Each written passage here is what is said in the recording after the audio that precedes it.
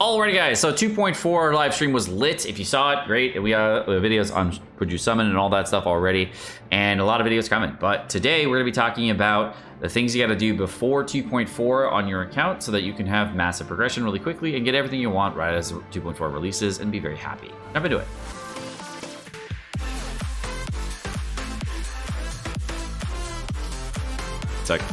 So Lieben event has just arrived. I mean, you have to log in daily to make sure you get your rewards. If you don't log in daily, you'll miss a day.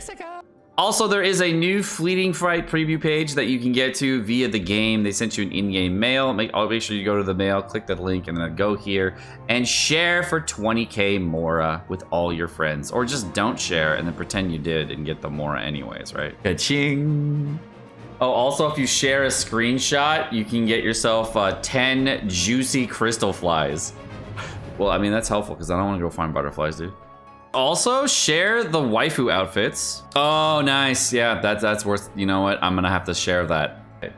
So 2.4 is coming with a really mad lad character that does not use the catch, and I have the catch on him right now just to prove a point. It's actually mad lad terrible from because you know what? Xiao does not scale on elemental burst damage. It's very sad, but it doesn't. So Xiao's weapon pool is very limited, but potentially because there's going to be a lot of leeway characters and we are doing the Lantern Rite Festival, the #1 4-star gacha weapon is going to be returning to the game for Xiao. This is called the Lithic Spear. The Lithic Spear is a weapon that allows you to get a damage boost on your characters based on the amount of leeway characters in your team.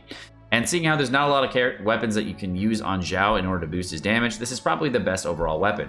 Now, if you're going to be running something like a 3 leeway character team, like something like this, you can actually get a really large boost out of this weapon, and it gets you a total of 96% crit rate at Refine 5. So Refine 4, you can see a lot less crit rate, but it still gives you a very sizable amount of damage. And you can see I'm still getting about 2600 attack on my Xiao on a fully free-to-play accessible weapon. You do get a lot less attack at lower refines, and it isn't as good as other weapons, but it is a very, very good weapon for him. So if you are looking for another option for weapons, this is the only other way to do it. And it potentially could be coming out in 2.4, so you should prepare for that based on the weapon materials you need. You need these things, along with some Bishop Bones and some Spearheads. The last time we actually saw any of the Lithic weapons was back in April, and we actually have not seen them in quite some time besides the initial release, which was actually in February. So they've actually been sandbagging them for a long time. So I assume because this one is going to be the Lantern Rite Festival, we're going back to Leeway, that these weapons are going to appear for both the Lithic Blade and the Lithic Spear. Unfortunately, the Lithic Blade is kind of shitty, and there's not really that many characters to use it besides Beidou, and she can't really use it on too many teams because there's not very many leeway-specific teams that she can run it with. Spear, however, is pretty good, and the Blade can kind of be used on Shenhe. And since Shenhe is a character that is going to scale on attack percentage based on the information from the live stream, we can assume that that is going to be the case here as well. That it will be actually a very good weapon for her, both her and Xiao. The next thing we talk about is going to be in the Teapot, okay? There is something obvious that you got to do every single time for the Teapot. This time around, make sure to pick up your Transient Resin and, of course, save it. You're going to want to save this week's Transient Resin and next week's because, of course, they last for 2 weeks. And you can actually utilize this week's Transient Resin and next week's Transient Resin for the bosses for your Shenhe if you wanted to farm her materials on her release, because this is the best way to save the resin before that. But for everybody else, there are a lot of returning characters going to be coming to the game, and because of that, a lot of you guys are going to be able to get, you know, a lot of primo gems for free. And if you don't know about this, there's things called gift sets. These gift sets you can actually place down, and every character that is acquirable in these gift sets, you can actually get 10 primo gems for every gift set that you place down for every character in the gift set. So if you haven't done that already, it's a nice way of you getting primo gems, and of course Mora, as well as some other resources that come along with that to, you know, just get you that little extra. And it doesn't really take any extra resources. It only takes a little extra time for farming all the materials and does seem to some of your realm currency, but I do recommend doing it before the end of the patch, because once you max out your Teapot and get yourself to the point where you're at, say, 20,000 realm currency, it's actually get to the point where you're getting a free extra day of resin every single week. So that's pretty nice. So just get your Teapot to max, get the 20,000 and get rank 10. It should take a couple weeks to get that done. So once you get all of that done, you can start farming your friendship points, getting your coins for buying out the realm currency for more and all that other stuff. Oh, sorry, it's not 10 primo gems. It's 20. And seeing how a lot of the original ones give you about 4, you can actually, just by completing 2 sets, for almost a lot of the 2 sets that you can do, you can get yourself a free summon. And it doesn't really take that much time to do it, because you can see some of the older ones take barely any resources to do.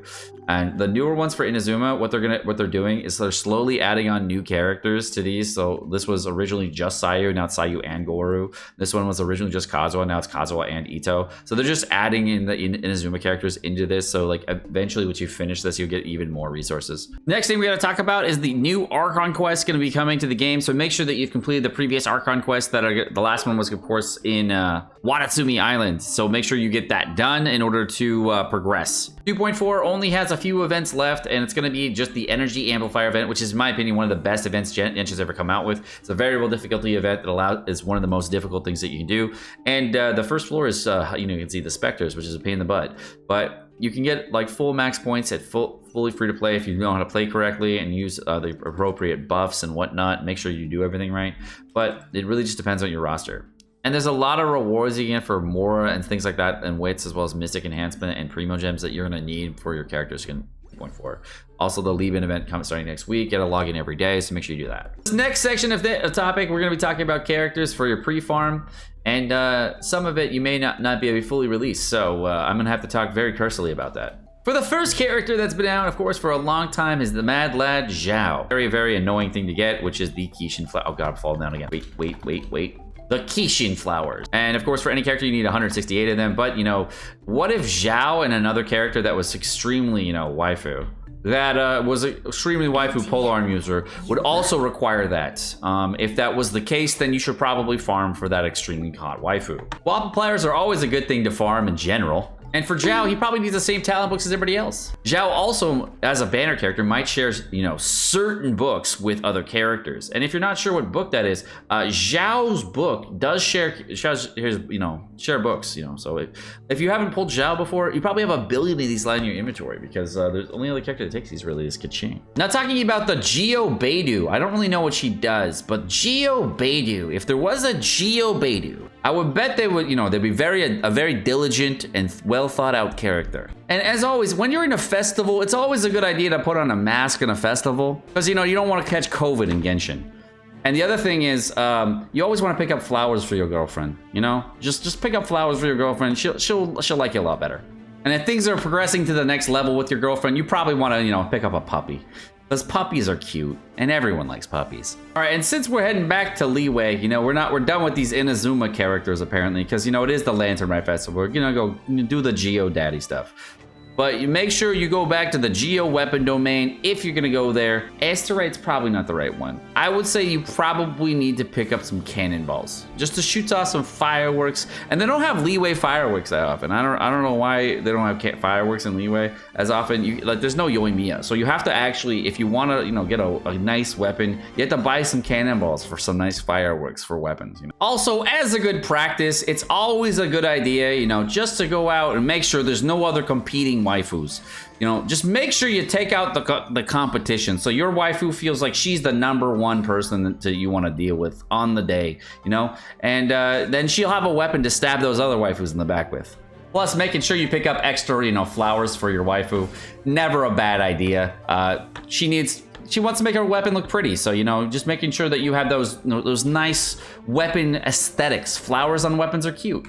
Alright, well that's gonna do it for this video. My name is Sekapoko. Thank you so much for watching. I hope you guys enjoyed this video. If you guys enjoyed the video, of course, like, subscribe, all the fun stuff. Let me know what you think about the sussery in the comment section down below. You have a wonderful rest of your day.